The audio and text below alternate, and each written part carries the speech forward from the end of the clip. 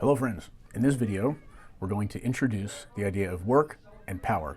So to introduce the idea of work, I'm going to show you a few videos first, and we're going to keep track of some kind of important aspects and then find a pattern in what's happening. And by the way, there's a link in the description below to the worksheet that I'm going to be using if you want to download that to follow along. Here's the first video. What I'm going to do is I'm going to push this cart into a piece of chalk, and you can see that piece of chalk there looking kind of worried about what's going to happen.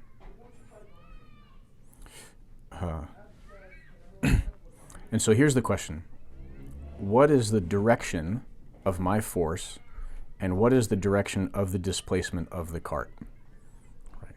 So I'm giving the cart some chalk smashing ability, which we'll call it chalk smashing ability, which really just means energy. But I'm giving it the ability to smash chalk. And what am I doing? I'm pushing to the left, and the cart is moving to the left. I let it go, and it smashes the chalk, as you can see. In that situation, there is a cart, and I'm exerting a force on it this way, right?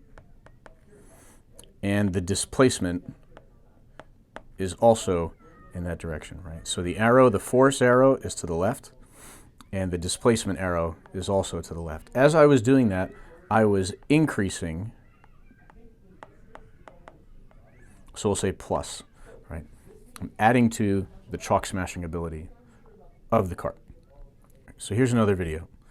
I've got a book and a piece of chalk, and what I'm going to do is I'm going to lift the book. And as I do that, I'm giving chalk smashing ability to the book. And you can see there it is, I smashed the chalk. Okay, and so as I'm lifting it,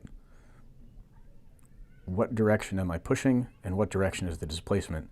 They're both up. So there's a book, looks like that, and there's a little piece of chalk on the table. Okay, so the force is up and the displacement is up, and I am increasing the chalk smashing ability of the book. Here's another video. I'm taking a piece of chalk and I'm putting it into a slingshot. So I'm pulling to the right, and the chalk is moving to the right. The slingshot's moving to the right. So what I'm doing is I'm giving the slingshot chalk smashing ability. I'm increasing the energy, and then when I let it go, then the chalk is smashed. And you can see some of the pieces of the chalk. It was just totally obliterated all over the desk there. I was pulling the slingshot back, so I was pulling that way, and the chalk was also, the slingshot was moving that way, and I was increasing the chalk smashing ability of the slingshot. Now a different situation with the slingshot. If I start with it already extended, and now I walk slowly with it back, what direction am I pulling on the slingshot? I'm pulling to the right, but the slingshot is moving to the left. Let's see that again. I'm pulling to the right, but the slingshot is moving to the left. And I'm pulling on it that way, so my force is to the right, but the displacement is to the left, and here we are losing chalk smashing ability. Back to our book example. Here I have my hands underneath, so you can see I'm pushing up on the book, but I'm lowering it. And then when I let it go, you see it doesn't smash the chalk. Again, I'm pushing up on the book, but the book is going down, so the book is losing its chalk smashing ability that it had before. I'm pushing up on the book, but the book itself is going down, and we are losing chalk smashing ability. There's one more example I want to show you, and that's this. I've got two pieces of chalk. I'm holding the book over one piece of chalk. Now my force is upward on the book as the book shifts to the side. I drop the book and it doesn't smash the chalk. So again, my hands are underneath the book. I'm pushing up as it moves to the side. So my upward force is not doing anything to change the chalk smashing ability of the book. In that case, it's 0. All right. So what's the pattern? When F and delta x are in the same direction,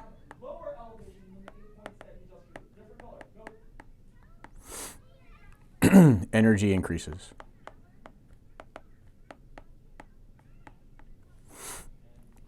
Okay, when they're in opposite directions,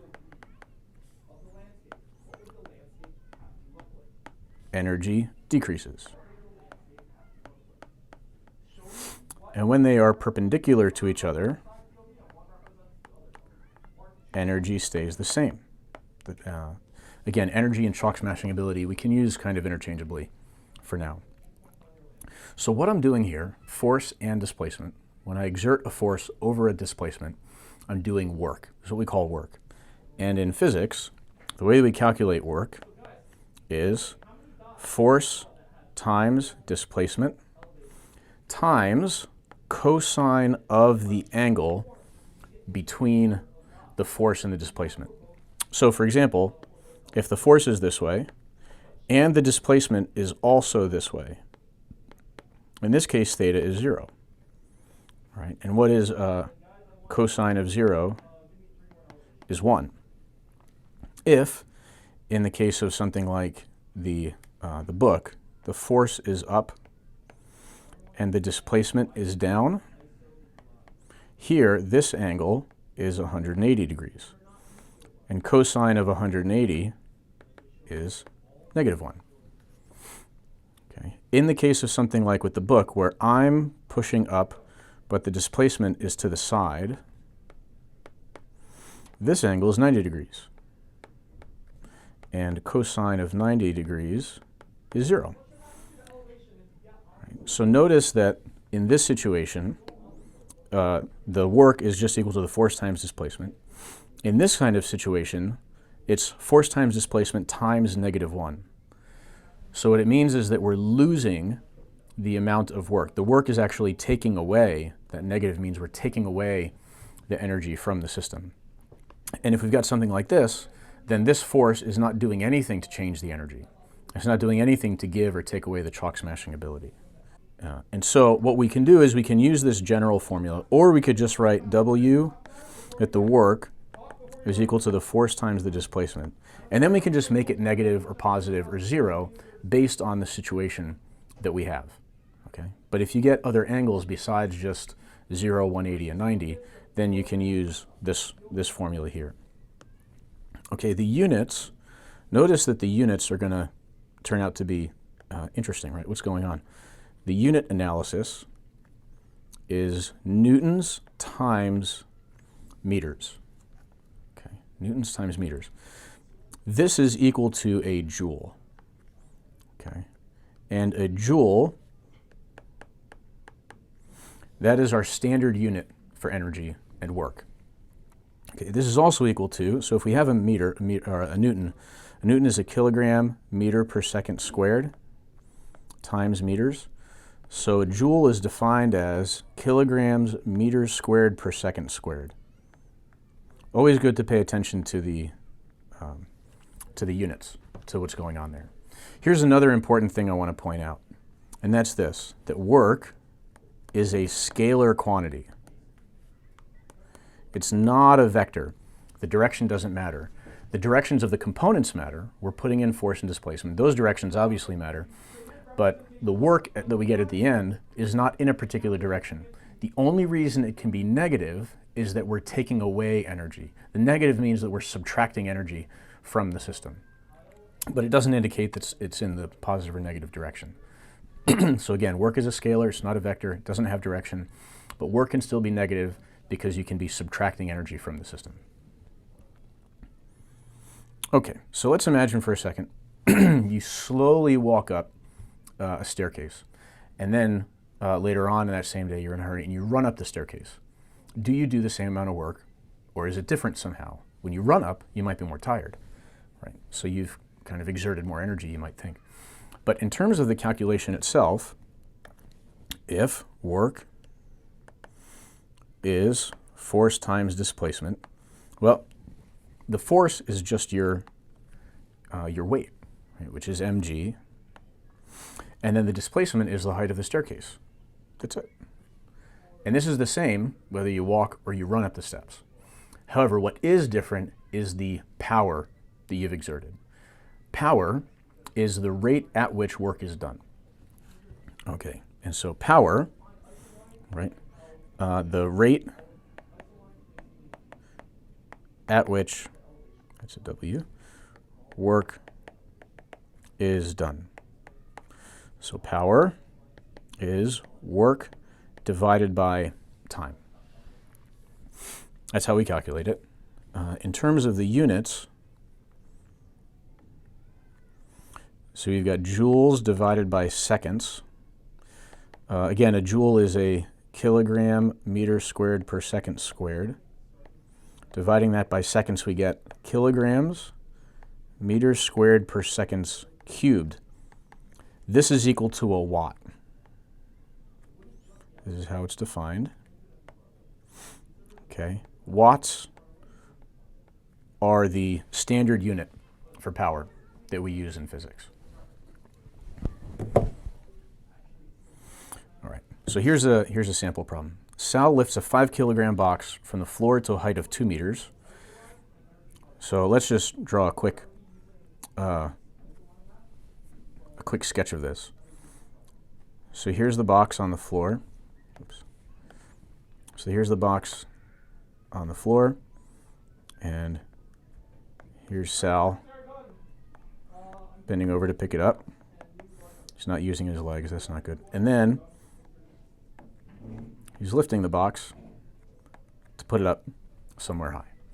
Okay, and he's lifted it a distance of 2 meters. Okay, how much work does he do? Well, work is force times displacement cosine theta. In this case, the force and the displacement are both up. And so the cosine theta is just, sorry, it's not 0, it's 1, right? So because cosine of 0 is 1.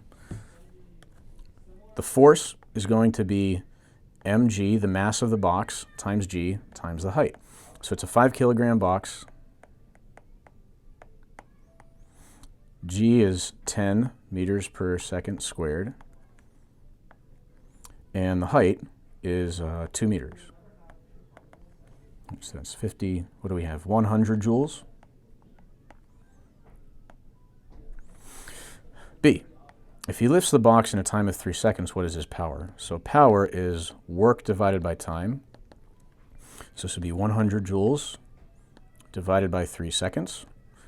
100 divided by 3 is, I'll round it to just 33 watts. Now, a little bit of a tricky question. How much work does the Earth do in this process? Well, if we draw a force diagram for the box, Sal's lifting up, and the Earth is pulling down. The Earth is 50 newtons, right? F Earth equals 50 newtons. And the force of Sal is also 50 newtons. If he's, we assume he's lifting it slowly. Okay, but the displacement is up. So the angle between these two is 180. Right? They're in opposite directions. So the work is F delta X cosine theta. Right? Cosine theta is -1. So this is going to turn out to be the same as what the work that Sal did was, but just in the opposite direction. Right? Negative from the -1, 2 meters, 100 joules. Okay, sorry, -100 joules. Don't forget that negative sign. Let me rewrite it. See, I forgot to write it myself. Often happens. So -100 joules is how much work the Earth does. Okay, so now let's change the situation. Sal lowers the box, but this time he's lowering it 1 meter. So here's Sal holding the box there, and then afterwards he's putting it onto some counter that's there. Okay, and there's a difference in height of 1 meter. So the displacement we could say that the delta x was -1 meter. Okay. Yeah. So, how much work does Sal do? Okay. A, work is F delta x cosine theta. So he's exerting an upward force still of 50 newtons. And it goes down 1 meter. Okay, and we're going to take the directions into account by using the cosine. When we use this formula and we've got the cosine in there, we're taking the directions into account by using the cosine. And so that's, again, cosine of 180, because he's pushing up. As he's lowering this heavy box, he's pushing up, but it's moving downward. That's like me with the book. Right. And so this was -1. And so we put a negative in front, and we get -50 joules of work. How much work does the Earth do? Well, in this case, the Earth is pulling in the same direction as the box, downwards. Right? And so this is just 50 newtons times 1 meter, and we get positive 50 joules of work. C, how much power does the Earth exert if the movement of the box takes place in a time of 2 seconds? All right, so the power of the Earth is the work of the Earth divided by time. And so this is 50 joules divided by 2 seconds, and we get 25 watts. Okay. All right, so key ideas here. Notice I drew a before and after diagram. Get used to doing that. It's really helpful when it comes to energy. When we get into energy conservation, these processes that take place, we want to see what happens before and what happens afterwards. And then I'm using my equation. I'm paying attention to the direction that things are going to calculate the work. And then power is just the rate at which work is done, work divided by time. So 5, if Sal carries the 5 kilogram box from a counter 1 meter high to another counter 1 meter high, so he's just